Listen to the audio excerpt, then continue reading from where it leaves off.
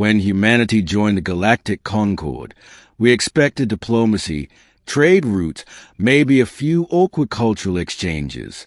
We didn't expect to become the galaxy's favorite punchline. It started small alien comedians making jokes about Earth's primitive mud creatures. But one topic never failed to get the biggest laughs. Earth bugs. To the rest of the galaxy, insects were laughably tiny, fragile, ridiculous little organisms. They couldn't understand why Earth even bothered documenting them. Your species catalogs ants. Your planet fears spiders. What is a fire ant? Does it actually produce fire? That last question always drew howling laughter. I, Ambassador Leon Hart, spent months trying to explain ecological roles, evolutionary brilliance, the importance of pollinators, and how bugs shape the biosphere. But no matter how detailed my explanation, the aliens still smirked. Until the demonstration. The incident. The moment that changed everything. The Galactic Research Council decided to hold a biological exchange exhibition where each species would present one non-sapient creature from their homeworld. Most representatives brought exotic beasts. The Voldry displayed a giant crystalline serpent that consumed radiation. The Zalkiri revealed a floating orb of tentacles that communicated by flashing colors. The Brusque Empire proudly paraded a 12-foot armored Gorolord with fists that could crush starship plating. When it was my turn, the room went silent, because my creature fit inside a clear container no larger than a showbox.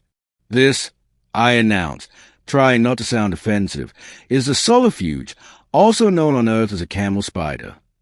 Murmurs rippled across the hall. That is a spider.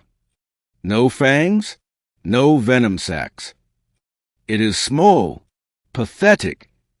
You expect us to take your world's creature seriously. Even the council chairman, an 8-eyed Cephalian named Nalcor, chuckled. Ambassador Hart, surely you have more impressive fauna. Something capable of surviving real stress. I smiled tightly. Actually, I do. And that 1 inch, I nodded to the solifuge, is just a warm-up. A few aliens snickered. I pressed a button and my next specimen arrived, carried carefully in a reinforced terrarium by 2 human assistants. A single, tiny insect crawled across the sand. The laughter was immediate. What is that? A speck. It is the size of a nutrient crumb. You expect this dust mote to impress the council. I inhaled slowly. This is an earth fire beetle, I said, known scientifically as Pyrocroa ignis. It has a specialized chemical secretion organ. The brusque representative laughed so hard his tusks rattled.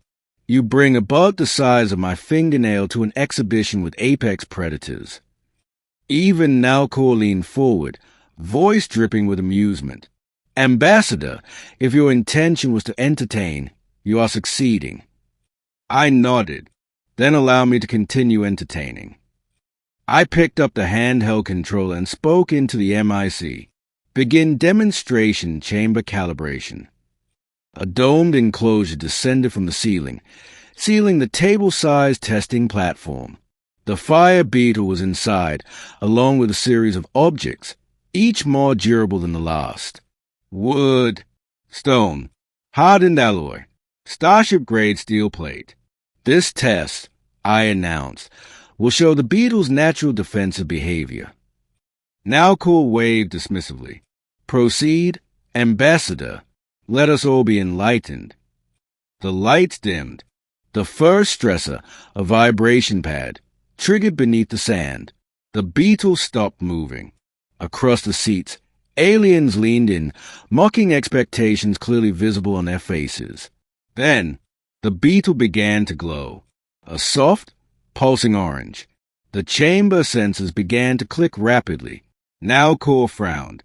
Ambassador, is that normal? Yes, I said calmly. It's warming up. The beetle's abdomen brightened to a fierce, fiery red. The temperature display shot upward. 30 degrees above ambient, 40, 50, 60. The crowd fell abruptly silent. The beetle scuttled toward the wooden block. It pressed its abdomen against it, and the wood ignited. Several alien delegates yelped. The flames consumed the block in seconds. Nalcor rose from his seat, cloak bristling. That must be a trick. I folded my arms. No trick. Let's proceed. Next, the stone. The beetle crawled across it, glowing brighter. A sizzling hiss filled the chamber. The stone began to fracture. Then it split cleanly in two. Gasps rippled across the hole. The brusque warrior, the one who mocked the beetle's size, leaned forward so fast his seat groaned. Impossible! That creature is too small to produce such heat. The beetle moved again, now toward the hardened metal alloy. The sensor reading spiked into the red. The orange glow shifted into white-hot brilliance. Then, the alloy softened, warped, began to melt. The audience stayed, slack-jawed. One Valkyrie actually fainted. Nalcor stumbled backward, gripping his podium. That is not a simple organism, he shouted. That is a living plasma emitter. I smiled. Correct.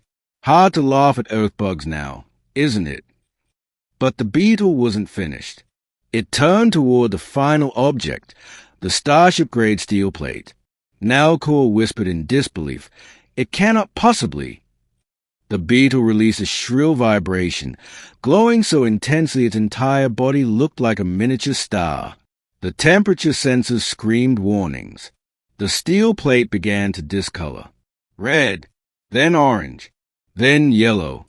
The edges softened, drooped, then collapsed, molten metal dripping onto the sand. Every alien in the hole leaped from their seats. The brusque warrior roared. "Be why the anvils of IJX, the tiny one burn steel." "It does," I said casually. "Earth is full of surprises." The chamber powered down and the beetle, now dim again, scuttled calmly across the sand as if nothing had happened. Silence. Absolute silence. Finally, Nalcor approached me slowly, all trace of arrogance gone. "Ambassador, is your world entirely filled with creatures like this?" I smiled politely. "No, many are far worse." The council stepped back. Several representatives took notes in panicked urgency. And suddenly, not a single alien laughed. Not one. They looked at Earth with a new expression. Respect. Awe. And maybe, just maybe, fear.